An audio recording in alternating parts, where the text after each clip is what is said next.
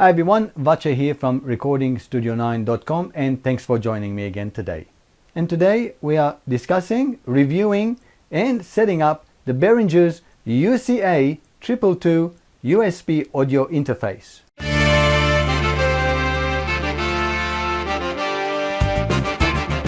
In the past, Behringer actually had their own supported drivers for their audio interfaces. They no longer support them and they provide audio for all. But if you still like to use the old Behringer drivers, which I recommend as well, you can visit my website recordingstudio9.com and then go to download links, files and drivers, and you will see right at the top I have the drivers, the old drivers, 32-bit and 64-bit available. You can click, download and install them. So let's run Studio One 3 and set it up with the Behringer drivers.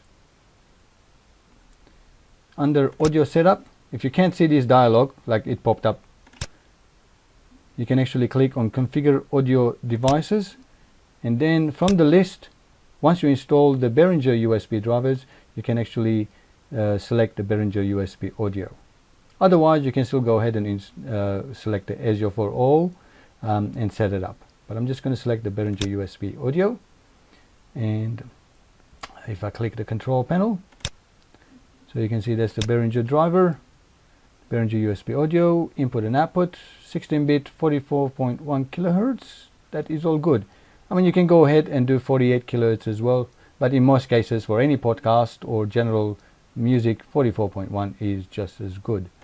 And 32-bit audio resolution, system performance normal. There's going to be some output delay for the latency.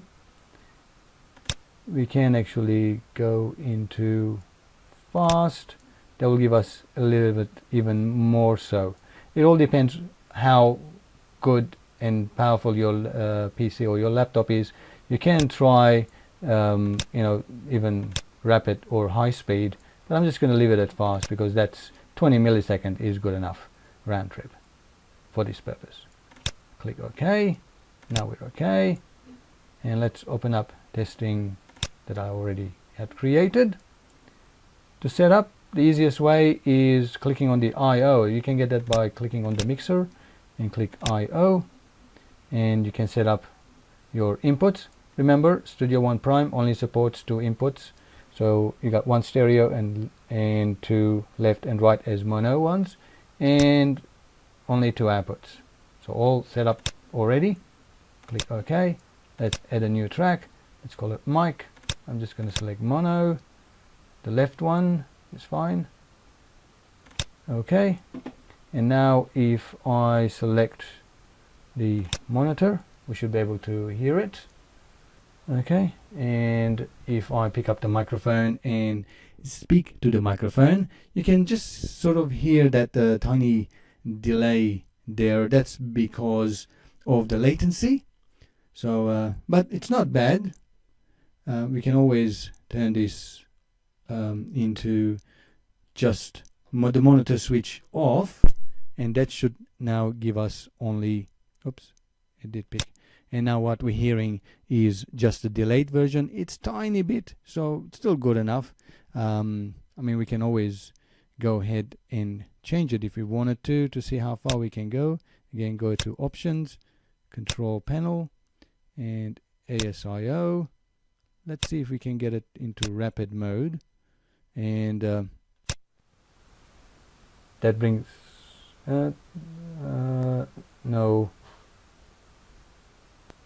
no, so that's really stopped it. So let's it's too much for it, so fast should be the best one we got. Yep. Okay, yep, we're back. So as you can see, when I put rapid, my PC, because it's got the capture screen at the back, screen capture software at the back in the background, so that couldn't handle. So that's still fine for now. Let's click OK. And if I click on monitor on the UCA222, and we can hear a little bit louder, that's because we're hearing the original signal as well. And if you don't want to hear the original, you can always remove that and click record. So still record, and just remove that. So now we're hearing directly. So what you're hearing now is what I'm hearing on the headphones or the speaker output. So at the moment I don't have the headphone connected here, but my headphones is connected to the parallel, which is the speaker output, and connected. So that's what I'm hearing. So just in case you wanted to know. So the sound from the microphone is going to the mixer, and I've got the mixer volume all correct, and I've got main at 0, and it's going through the RCA connection into the UCA222 and being converted into digital audio back to digital and feeding into the laptop. So let's disable that one, and let's create another one, and this time let's do a stereo, just so we can see that we can record a stereo signal as well. Let's enable recording. Yep, and we can see now we've got the stereo. And if you look at the signal, if I pan my microphone to the right, then only the right side is coming up. And if I pan it to the left, then the left pan comes up. So all that stereo is there as well. So if we have used any of the other channels for stereo sound, plugging in other instruments, then we'll have the same effect as well. So let's do a quick recording. This is a test recording in stereo mode for the UCA222 running on Studio One Prime, and I'm just gonna go to the right, and I'm gonna come to the left, and then back into the middle, and we can stop it, rewind it back, and let's have a listen. This is a test recording in stereo mode for the UCA222 running on Studio One Prime, and I'm just gonna go to the right, and I'm gonna come to the left, and then back into the middle, and we can stop it.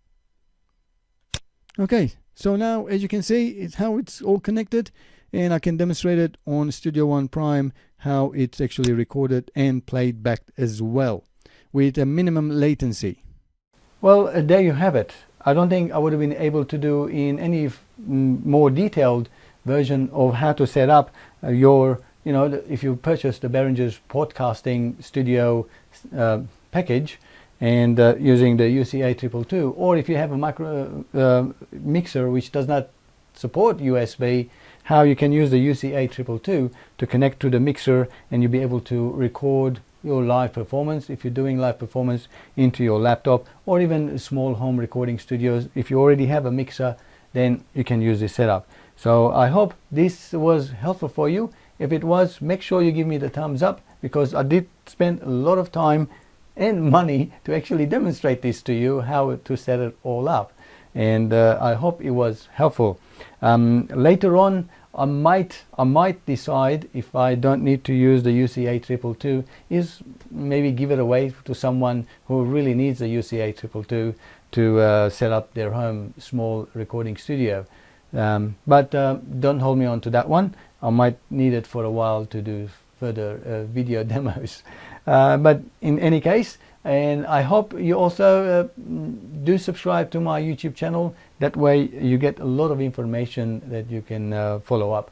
I do maybe 1 or 2 videos a week, if that, sometimes 1 a week. So it's not that I'm bombarding you with lots of videos and lots of notifications and things. You make sure you also click the bell button, so that way you get notified straight away as soon as I upload any new videos. Until next time, as always, thanks for watching, and I hope you have a great time making more music. Cheerio.